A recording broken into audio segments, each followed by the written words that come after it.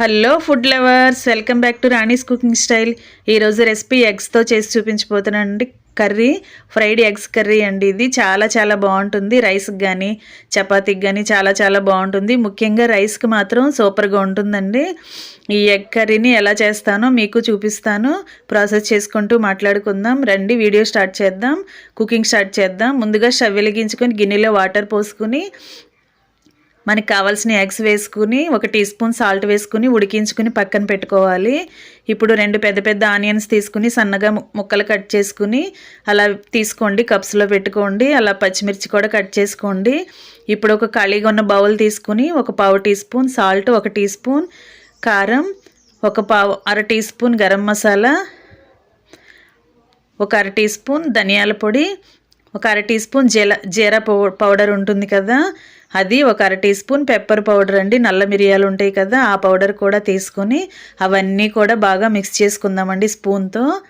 ఇలా ఎందుకు చేస్తున్నానో మీరు వీడియోని ఎక్కడ స్కిప్ చేయకుండా లాస్ట్ వరకు చూస్తే మీకు అర్థమవుతుందండి. అలాగే నా కుకింగ్ కూడా, నా కర్రీస్ కూడా మీకు అర్థమవుతాయి, అలాగే నచ్చుతాయి ఫ్రెండ్స్. మీరు స్కిప్ చేయకుండా మొత్తం చూడండి.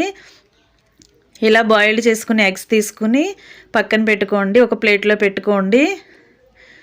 2 నీట్గా వచ్చాయి, 1 కొంచెం కరెక్ట్గా ఓపెన్ అవ్వలేదు కదా, అయినా ఏం పర్లేదండి. నేనేం చేసి చూపించబోతున్నానో మీరు జాగ్రత్తగా చూడండి. ఇలా ఒక చాకు తీసుకుని ఆ ఎగ్ని స్లోగా కట్ చేసుకోవాలండి. మొత్తం కట్ అవ్వకూడదు. లోపల ఉన్న ఎల్లో సొన ఉంటుంది కదా, అది ఓపెన్ చేసి బయట పెట్టుకుని దానిని మాత్రం బయట పెట్టుకుని ఈ వైట్ ఎగ్ ఉంటుంది కదా, దానిని ఇలా నిలువుగా 2 పీసెస్గా కట్ చేయండి. ఒక్కొక్క ఎగ్ని 4 పీసెస్ చేసుకుని పక్కన పెట్టుకోండి. అలా ఉడికించుకున్న ఎగ్స్ మొత్తం కూడా అలా కట్ చేసుకుని పక్కన పెట్టుకోండి. ఓపెన్ చేసుకుని ఎల్లోస్ అని మాత్రం అసలు చాలా జాగ్రత్తగా తీసుకోండి. అలా మనం ఎన్ని ఎగ్స్ కావాలో అన్ని ఎగ్స్ని కూడా అలా ఉడికించుకుని కట్ చేసుకుని పక్కన పెట్టుకోండి.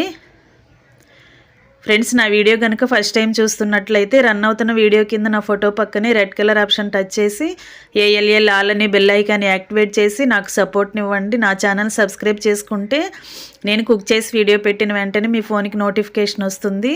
అలా కట్ చేసుకుని పక్కన పెట్టుకున్నాం కదా, ఇప్పుడు స్టవ్ వెలిగించుకుని కళాయి పెట్టుకుని 1 గరిటె ఆయిల్ వేసుకోండి.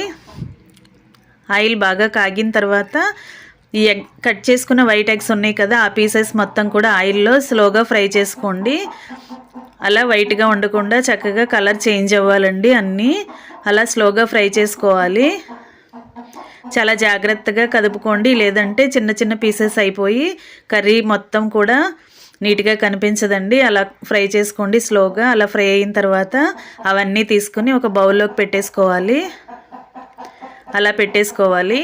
తర్వాత ఈ ఎల్లో సన్ ఉంది కదా, అది కూడా ఒకసారి ఆయిల్లో, వాటిని కూడా ఆయిల్లో కొంచెం అటు ఇటు ఫ్రై చేసుకుని అవి కూడా స్లోగా ఫ్రై చేసుకుని పక్కన పెట్టేసుకోవాలి. ఇలా స్లోగా వేసుకోండి. కర్రీ చక్కగా కరెక్ట్గా నీట్గా రావాలంటే మనం కొంచెం స్లోగా చేసుకోవాలి. ఫ్లేమ్ మాత్రం సిమ్లోనే పెట్టుకోండి. కొంచెం ఫాస్ట్గా కుక్ చేసుకున్నామంటే కర్రీ మొత్తం పాడైపోతుందండి, చూడటానికి నీట్గా ఉండదు. అందుకే ఇలా స్లోగా చేసుకుని అవి కూడా ఫ్రై చేసుకుని పక్కన పెట్టుకోండి. అదే ఆయిల్లో మనం మిక్స్ చేసుకున్న పౌడర్స్ ఉన్నాయి కదా, మసాలా పౌడర్స్, కారం, ఉప్పు ఉన్నాయి కదా, అవన్నీ కూడా ఆయిల్లో 1 నిమిషం అలా ఫ్రై చేసి అలా తీసేయండి. ఎక్కువ మాడనివ్వకూడదు. మసాలా పౌడర్స్ ఎక్కువగా ఆయిల్లో ఫ్రై చేయకూడదండి, మాడిపోతాయి. ఒకసారి అలా ఆయిల్లో కలిపేసుకుని వెంటనే ఆయిల్లో ఎగ్ చేసుకున్న ఫ్రైడ్ పీసెస్ ఉన్నాయి కదా, ఎగ్ పీసెస్ అవన్నీ కూడా ఆ ఉప్పు కారంకి పట్టే వరకు చక్కగా కలుపుకోండి. స్లోగా కలుపుకొని కళాయి పక్కన పెట్టేసుకోండి. ఇప్పుడు అదే స్టవ్ మీద వేరొక పాత్ర పెట్టుకొని 2 గరిటెల ఆయిల్ వేసుకోండి. ఆయిల్ కాగిన తర్వాత 2 బిర్యానీ ఆకులు, పోపు దినుసులు మీకు ఇష్టమైతే వేసుకోండి, లేదంటే స్కిప్ చేసేయండి. నేను పోపు దినుసులు వేయకుండా చూపిస్తున్నానండి కర్రీ.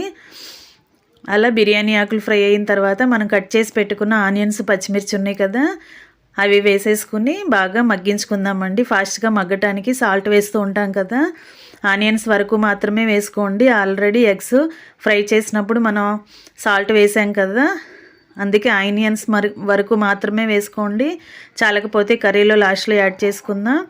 అలా సాల్ట్ వేసుకుని అర టీ స్పూన్ పసుపు కూడా వేసుకుని మూత పెట్టుకుని బాగా మగ్గించుకోవాలి.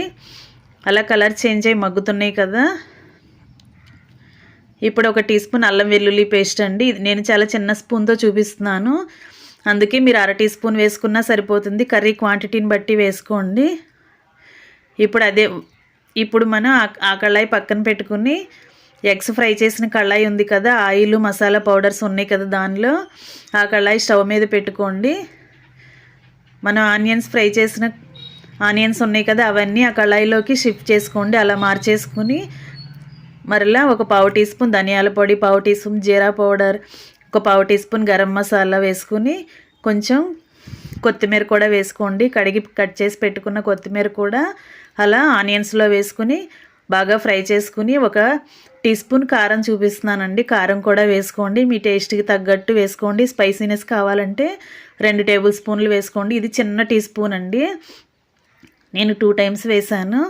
అలా కారం కూడా ఆనియన్స్లో కలిసే వరకు కలుపుకొని మనం ఫ్రై చేసుకుని పక్కన పెట్టుకున్న ఎగ్ పీసెస్ ఉన్నాయి కదా అవి కూడా తెచ్చుకుని ఆనియన్స్లో వేసుకుని స్లోగా కదుపుకోండి. ఫాస్ట్గా తిప్పామంటే ఎగ్ మొత్తం ఆ ఎల్లో కలర్ ఎగ్ అంతా ఓపెన్ అయిపోయి కర్రీ మొత్తం పాడైపోతుంది. అందుకే చాలా స్లోగా కొంచెం సేపు టైం తీసుకుని ఓర్పుగా చేసుకుంటే కర్రీ చాలా చాలా బాగుంటుందండి. ఇంకా ఫ్రై అవుతుంది కదా, ఆనియన్స్లో నుండి ఆయిల్ రిలీజ్ అవ్వాలి, అంతవరకు మూత పెట్టుకుని 5 మినిట్స్ మూత పెట్టుకుని మగ్గించుకుందాం. ఒకసారి టేస్ట్ చూసుకోండి, సాల్ట్ సరిపోయిందో లేదో చూసుకుని చాలకపోతే కొంచెం యాడ్ చేసుకోండి. అంతేగాని ముందే ఒకేసారి ఎక్కువ సాల్ట్ మాత్రం అస్సలు వేయకూడదు. చూడండి ఆనియన్స్ నుంచి ఆయిల్ రిలీజ్ అయ్యింది కదా, ఇంకా స్టవ్ ఆఫ్ చేసేసుకుని సర్వింగ్ బౌల్లోకి పెట్టేసుకుందాం. ఫ్రెండ్స్, నా వంట కనుక మీకు నచ్చినట్లయితే ఖచ్చితంగా లైక్ చేయండి, అలాగే మీ ఫ్రెండ్స్కి ఫ్యామిలీ మెంబర్స్కి షేర్ చేయండి. మీ సపోర్ట్ నాకు ఇస్తారని ఆశిస్తున్నాను. Thanks for watching. నేను మీ రాణి ఎర్రంశెట్టి.